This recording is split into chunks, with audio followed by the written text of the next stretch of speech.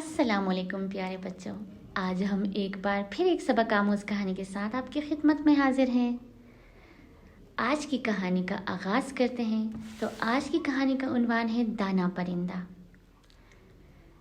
پیارے بچوں، ایک دفعہ کا ذکر ہے کہ ایک پرندہ کسی شکاری کے جال میں پھنس گیا، لیکن یہ کوئی عام پرندہ نہ تھا، یہ بہت ہی ہوشیار تھا، جس کی وجہ سے اس نے جلدی اپنے آپ کو جال سے آزاد کرانے کے لیے ایک ترکیب سوچی۔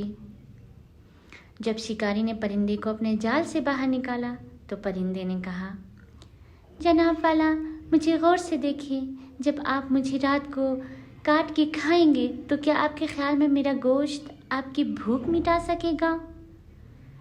شکاری نے دیکھا کہ پرندہ واقعی زیادہ بڑا نہیں ہے اور اس کے کھانے سے اس کا پیٹ بھی نہیں بھرے گا۔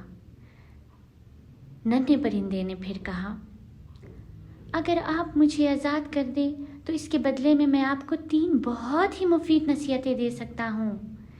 ان میں سے پہلی نصیحت میں آپ کے ہاتھ پر بیٹھ کر کروں گا، دوسری نصیحت میں چھت پر سے، اور تیسری نصیحت میں درخت پر بیٹھ کر کروں گا۔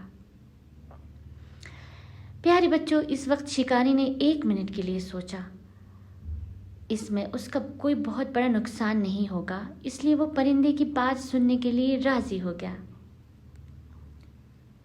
پرندے نے اپنی پہلی نصیحت کرتے ہوئے کہا، اگر آپ کو کوئی بے وقوفی کی بات بتائے تو اس پر کبھی یقین نہ کرنا۔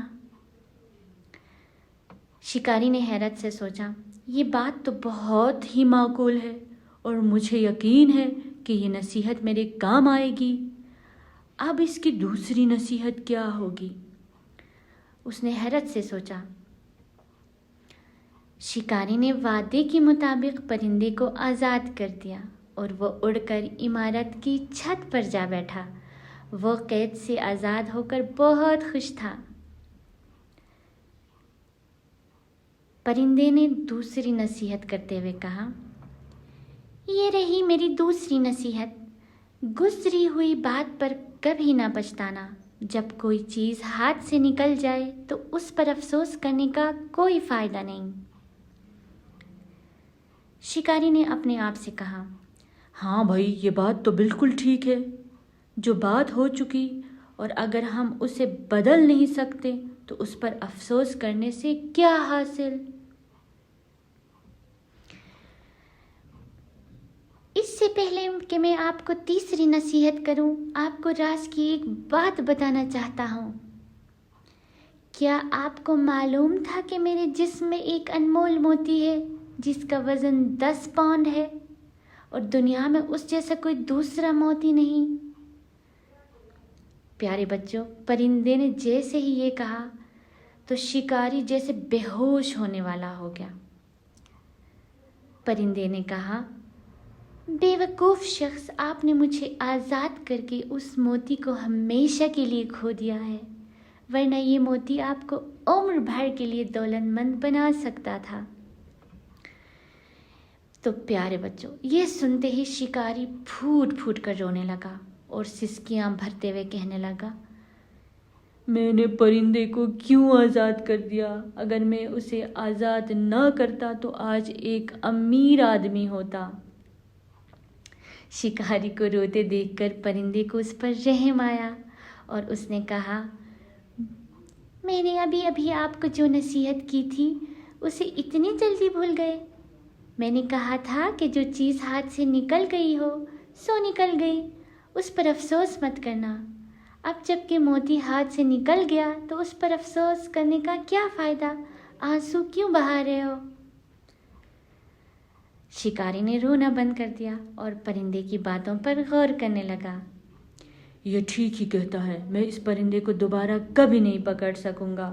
موتی تو میں نے کھو ہی دیا، اب میں خواہ اس پر اپنے آنسو کیوں ضائع کروں؟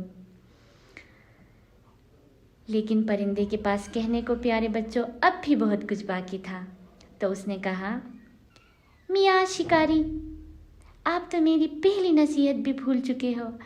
میں نے کہا تھا کہ بے وقوفی کی بات پر کبھی یقین نہ کرنا۔ جب میرا اپنا وزن 3 پاؤنڈ سے بھی کم ہے تو 10 پاؤنڈ کا موتی میرے جسم میں کیسے سما سکتا ہے؟ प्यारे बच्चों, ये सुनना ही था कि शिकारी अपने आप को बुरा भला कहने लगा। बोला, मैं भी किस कदर बेवकूफ़ हूँ। जाहिर है एक तो इतना छोटा सा परिंदा, इसके अंदर इतना बड़ा मोती कैसे छुप सकता है। खैर, ए दाना परिंदे, अब जल्दी से मुझे तीसरी नसीहत करो। तुमने मेरी पहली 2 नसीहतों पर कौन सा अमल किया जो मैं आपको अपनी तीसरी नसीहत बता दूं और अपनी तीसरी नसीहत आप पे ज़ाय कर दूं। परिंदा ये कहते हुए अपने पर फैलाकर खुली फ़ज़ा में उड़ गया और वो शिकारी हाथ मलता रह गया। तो प्यारे बच्चों, ये कहानी मौलाना रूमी की मसनवी में से लिया गया है। जिस तरह आपने देखा कि एक दाना परिंदा किसी शिकारी के जाल में फंस जाता है और शिकारी उससे वादा करता है कि उसे वो 3 नसीहतें बताएगा तो वो उसे आज़ाद कर देगा।